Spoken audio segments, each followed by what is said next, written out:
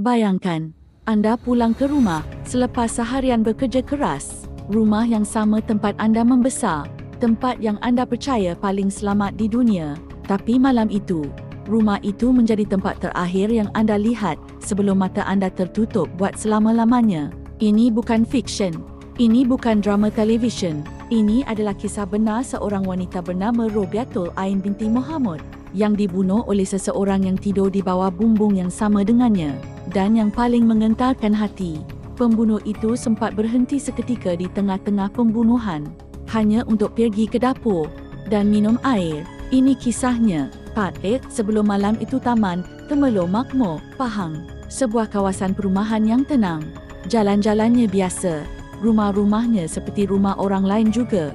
Kehidupan di sini berjalan seperti biasa, hari demi hari, tanpa sebarang tanda bahawa sesuatu yang dahsyat sedang menghampiri. Di sinilah Robiatul Ain binti Muhammad menjalani kehidupannya. Seorang wanita yang dikenali sebagai peniaga kedai makan. Hidupnya tidak mewah, tapi dia bekerja keras. Dia menghulurkan makanan kepada pelanggan setiap hari, tersenyum di sebalik penat dan pulang ke rumah yang dia kongsi bersama suami dan seorang lagi ahli keluarga. Sepupunya sendiri, Iskandar Zulkarnain bin Zulkifli. Robiatul Ain bukan wanita yang suka berdiam diri. Mereka yang mengenalinya berkata dia tegas. Dia tahu apa yang betul dan apa yang salah. Dan apabila sesuatu itu salah, dia akan berkata. Sifat itu mungkin datang daripada latar belakang keluarganya. Kerana bapanya adalah seorang anggota polis yang berkhidmat di Ibu Pejabat Polis Daerah Temerloh, anak seorang anggota polis, seorang peniaga, seorang isteri dan seorang sepupu kepada seorang lelaki yang perlahan-lahan semakin menjauh dari landasan yang betul. Iskandar Zulkarnain bin Zulkifli, usianya masih muda, tapi pilihan hidupnya sudah lama mengheret dia ke arah yang gelap. Dia dikatakan tidak bekerja, duduk di rumah, makan angin, tiada sumber pendapatan yang jelas. Lebih merisaukan lagi, ada dakwaan bahawa dia terlibat dengan penyalahgunaan dadah dan pernah mencuri. Bagi Robiatul Ain, ini bukan perkara yang boleh diabaikan. Ini bukan sekadar masalah orang lain. Ini berlaku di bawah bumbung rumahnya sendiri. Dan sebagai seorang yang tegas, sebagai seorang yang hidup dengan nilai yang betul, dia tidak boleh diam. Dia menegur. Mungkin bukan sekali, mungkin sudah berkali-kali, tapi setiap teguran itu mungkin telah menambah api dalam diri Iskandar. Api yang tidak kelihatan dari luar.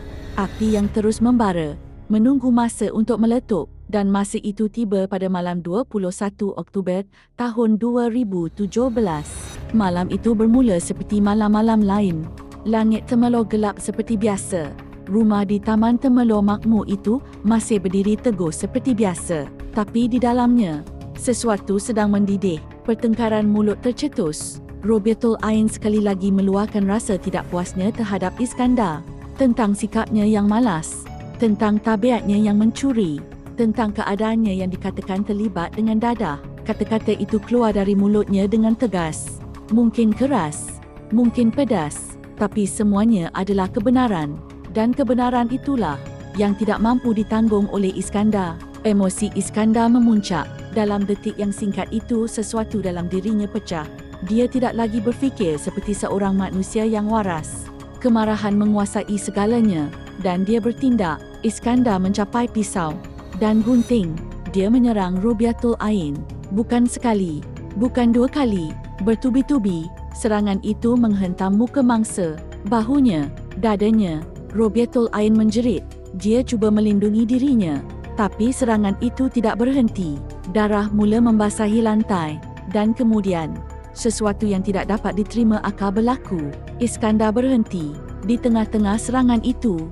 Di tengah-tengah keadaan mangsa yang sudah terdampar, berlumuran darah, tidak lagi berdaya. Iskandar berjalan ke dapur dan dia minum air. Perlahan-lahan, tenang, seolah-olah tidak ada apa-apa yang berlaku. Seolah-olah tubuh seorang wanita tidak sedang terbaring di bilik sebelah, berjuang antara hidup dan mati. Kemudian, dia kembali dan dia menyambung serangannya. Robiatul Ain masih bernafas pada ketika itu, tapi masa yang ada semakin singkat. Dan di luar rumah itu, tidak ada seorang pun yang tahu apa yang sedang berlaku di sebalik dinding-dinding itu. Tidak ada lagi, sehingga jeritan itu akhirnya tembus keluar. Part B, selepas pintu dipecah jiran-jiran mendengar sesuatu. Bunyi itu bukan bunyi biasa. Ia adalah jeritan. Jeritan yang cukup kuat untuk menembusi dinding, cukup menyayat untuk membekukan seseorang di tempat mereka berdiri. Jiran-jiran itu tidak bertangguh lama. Mereka menghubungi seseorang yang paling dekat, Bapa Robiatul Ain, seorang anggota polis. Bayangkan apa yang bermain dalam fikirannya apabila menerima panggilan itu. Tentang anaknya, tentang rumah anaknya, tentang jeritan yang didengari jiran. Dia bergegas. Bersama adik lelaki Robiatul Ain, mereka tiba di hadapan rumah itu. Pintu berkunci dari dalam. Mereka mengetuk. Mereka memanggil. Tiada jawapan. Maka mereka memecah masuk. Apa yang mereka temui di dalam rumah itu adalah sesuatu yang tidak akan pernah dapat mereka lupakan sampai bila-bila pun. Robiatul Ain terbaring di lantai. Tubuhnya berlumuran darah. Luka-luka di mukanya, di lehernya, di dadanya. Dia masih ada, tapi nyawanya sedang pergi.